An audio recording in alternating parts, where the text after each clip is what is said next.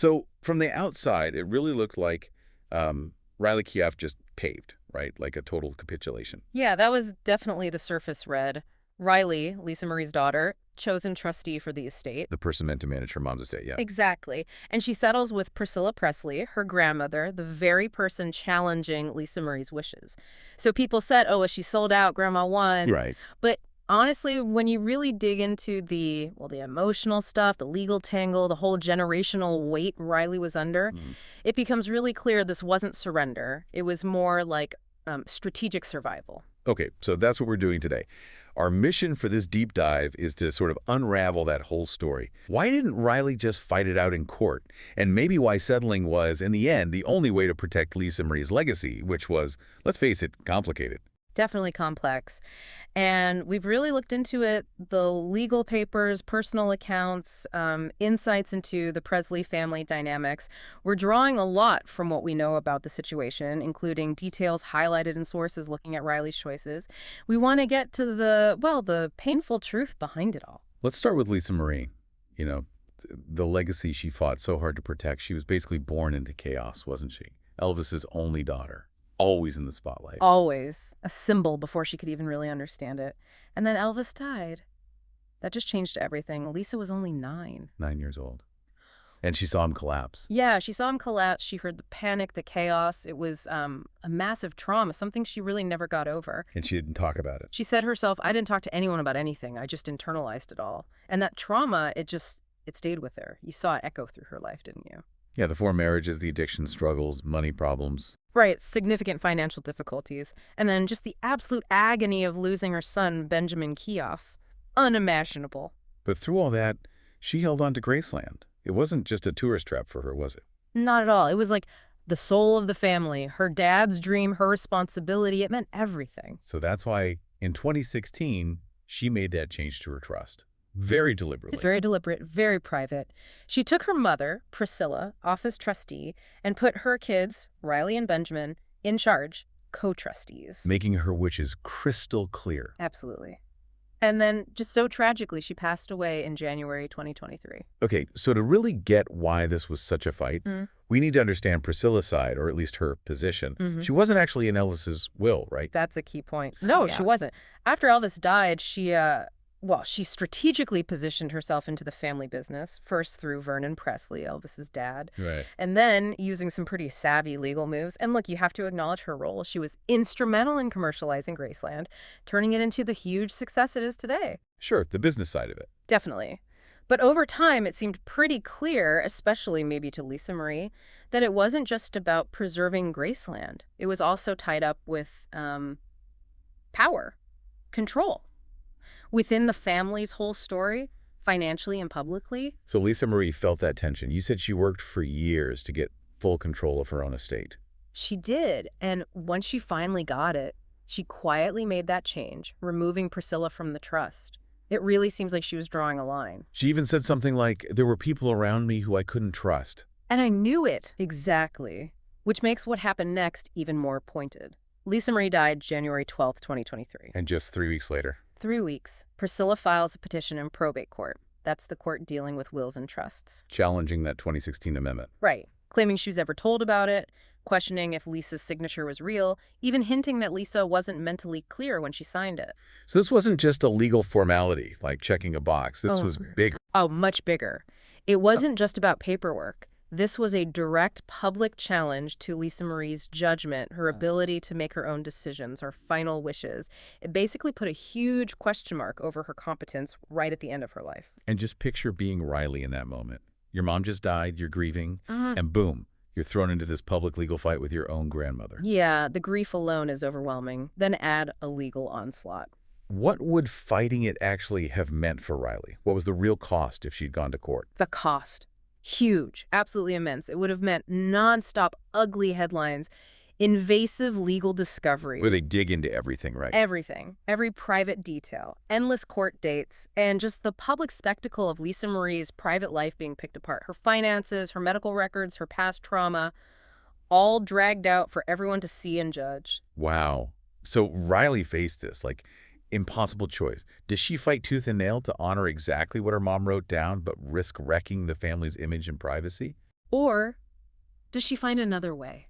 A quieter way to protect what really mattered most, away from all that noise. It's just an awful position to be in, especially when you're grieving so deeply. Absolutely brutal. But wait, there was another piece to this, wasn't there? Something that really cranked up the pressure? Michael Lockwood. Yes. Michael Lockwood, Lisa Marie's ex-husband, they had a really bitter court battle for years. She'd accused him of some serious things, inappropriate behavior. Yes, and she made it very clear she wanted him nowhere near their twin daughters. Okay, so where does he fit into this fight between Riley and Priscilla? Well, this is critical. After Lisa died, Priscilla publicly allied herself with Lockwood. She was seen going to court with him, supporting him. Whoa. So Priscilla basically inserted herself right into the situation with the twins, Lisa's 14-year-old daughters. Directly. And think about what that does to Riley. It's like emotional blackmail, almost. Exactly. It created this unbearable pressure. How can Riley wage a public war against her grandmother when that grandmother is actively involved with her vulnerable younger sisters, with Lockwood right there and the whole world watching? Any attack on Priscilla could look like she was hurting the twins. Precisely. It boxed Riley in completely.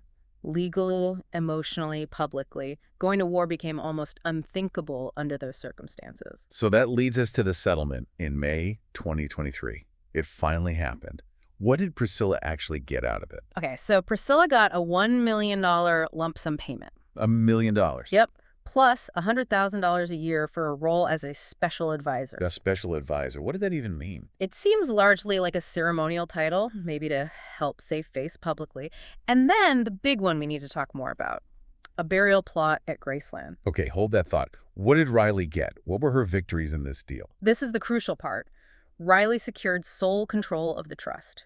Complete authority over Graceland, its operations, its future, everything. So she's in charge. She is in charge. And maybe most importantly, she gained the ability to protect Lisa Marie's actual voice, her story, her legacy, without it being fought over or twisted in public anymore. So looking at it purely like a business deal, maybe it doesn't seem fair that Priscilla got paid after challenging the will. Right. If you look at it strictly financially, maybe not. But was it the only deal possible? That protected what Lisa Marie seemed to care about most. Exactly. The integrity of her trust, Graceland as her family home, and the privacy of her kids, especially the twins. It avoided that messy, destructive public fight that would have just shredded Lisa Marie's memory. So what does this tell us about Riley's motivation? Clearly it wasn't about grabbing power for herself. No, it really seems like she just wanted peace. There's that line in the memoir Riley helped finish, From Here to the Great Unknown, where she says about her mom, she was constitutionally incapable of hiding anything from me. Wow. That says a lot about how well she knew her mother. It really does. It suggests Riley had this deep, intuitive grasp of what her mom truly wanted, beyond just the legal fight. So for Riley, this wasn't just about the money or control. It was maybe about trust.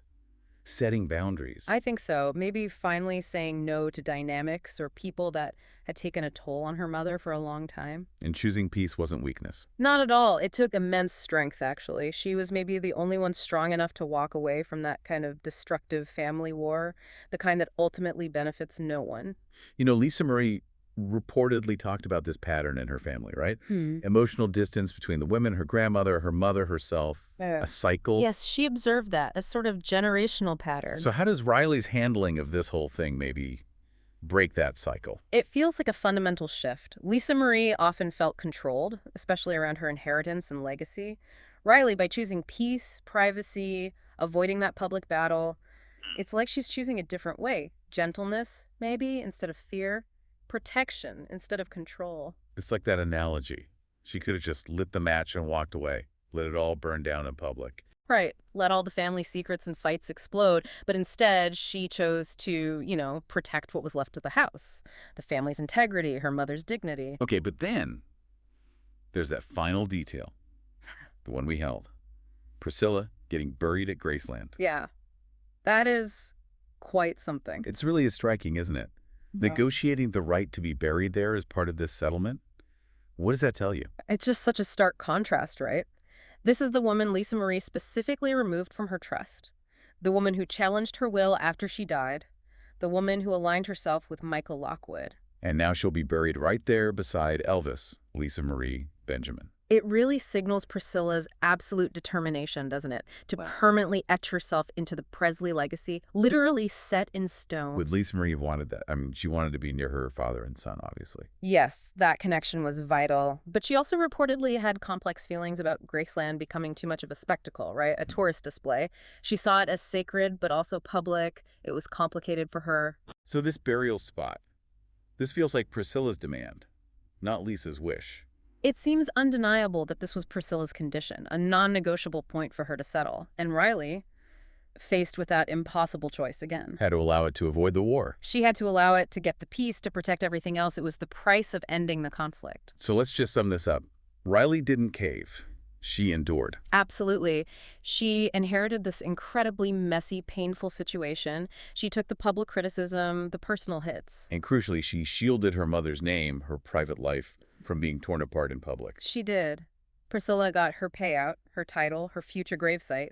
But look what Riley secured. Lisa's real voice gets heard now through the memoir. The trust is safe. Graceland is protected under her control. Lisa's story gets told authentically. That's not weakness. That's an incredible display of grace and real strength. So we have to ask you, the listener, what do you think? Given everything, should Priscilla Presley be buried at Graceland? And did Riley ultimately make the right call here, faced with such an impossible choice? It's definitely nuanced. There's a lot to weigh up. Because Elvis may have built Graceland, but you could argue it's Riley Keough who saved it from being destroyed by this conflict. And Lisa's legacy, it feels like that truly belongs to her now.